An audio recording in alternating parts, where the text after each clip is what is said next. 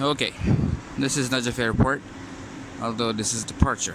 I did not get to make a video of a place where you could do a video of when you arrive. So arrival is a whole different story. I had made videos, God knows what happened, they got all deleted accidentally, not sure how, but it is what it is. So imagine that you have just arrived at the airport.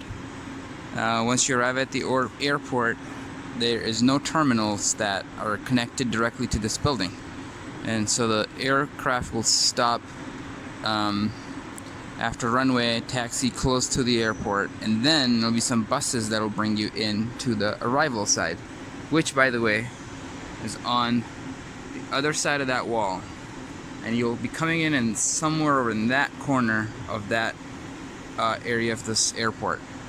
And as soon as you walk in, the first thing you're going to experience is there's going to be a line, a few rows where 2 to 3 gentlemen will be testing for PCR test. You will show them paper copy or electronic copy. I had paper copy. They're going to review it, match it with your passport, make sure your name, passport number, and other things, date of birth, stuff like that matches. After that, you're going to enter that hall. As soon as you enter, there's going to be chaos. You're not going to know what to do. There's no signs that are clearly written in English except for, passport and baggage and immigration and so on and so forth. So anyway, so imagine that you've just entered through this door, right, that one, okay? And as soon as you've entered that, you're gonna walk this way, and there's going to be a table sitting right there with a whole bunch of papers on it. And if you're coming from America and you're looking for visa and entry, that's your visa form. You're gonna grab that, you're gonna fill it. And then there's going to be 3 to 5 windows on this wall. You're gonna go to first 3, and there's going to be no queue. There's gonna be all people all over each other, and you're gonna yell and scream and try to get that to the guy. You're gonna stick that application inside your passport with COVID test, as well as hotel reservation.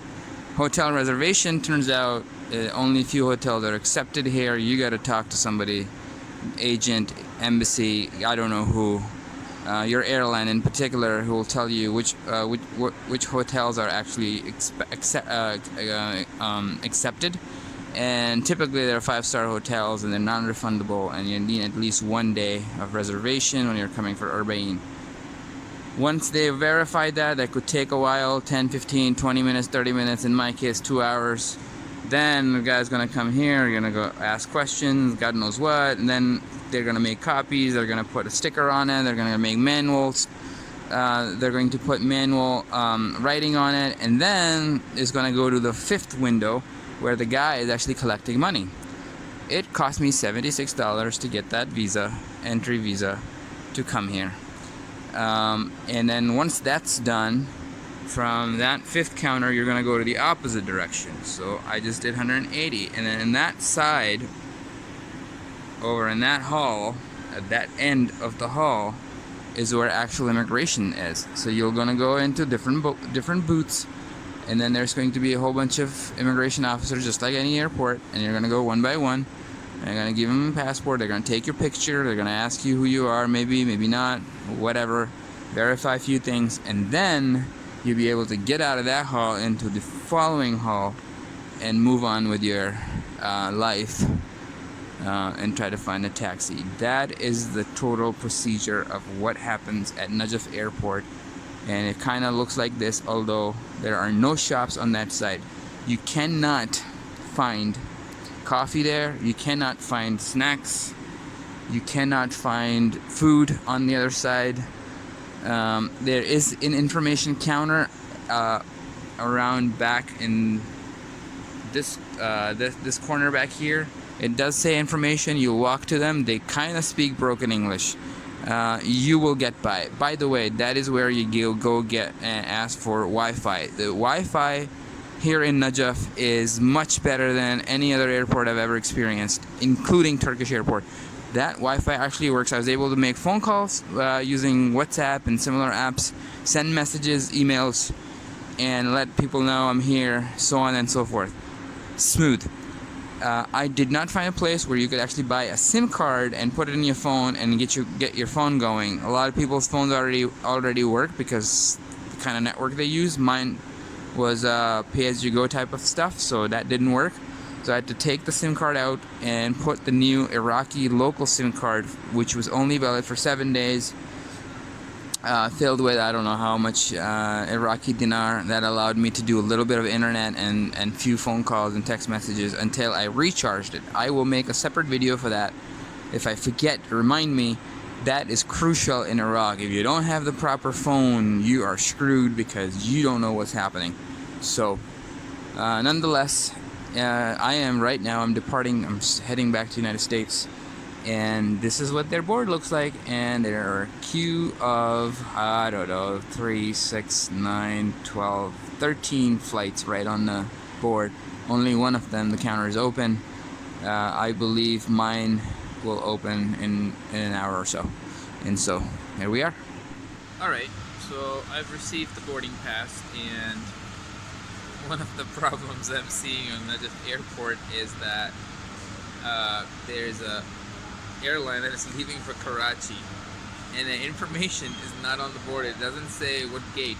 So a lot of people are coming from that direction, and they're just sitting. And then there's this one guy from the aircraft staff that is telling them to go to gate number 2 or whatever.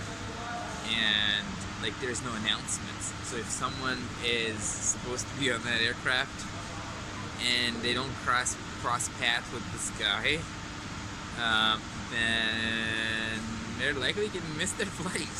I see that as a problem. So I'm sitting here looking at all the gates.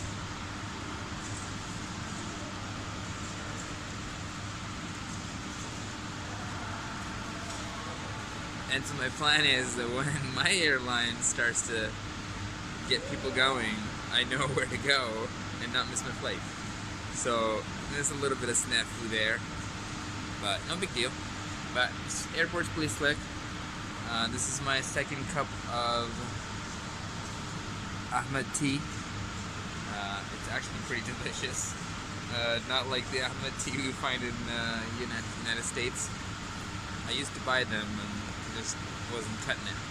But I got it from that place over there called the Zaza or Illy, right by the yellow shop. And so I am having a good time with this tea, I'll tell you that. Yes, sir. Alright. Okay, before I forget, a secret to this airport Wi-Fi code is the username is 111 and so is the password. And right now it's not terribly fast, nor it is terribly slow. It's like in the middle. It works for small things that you can use it for.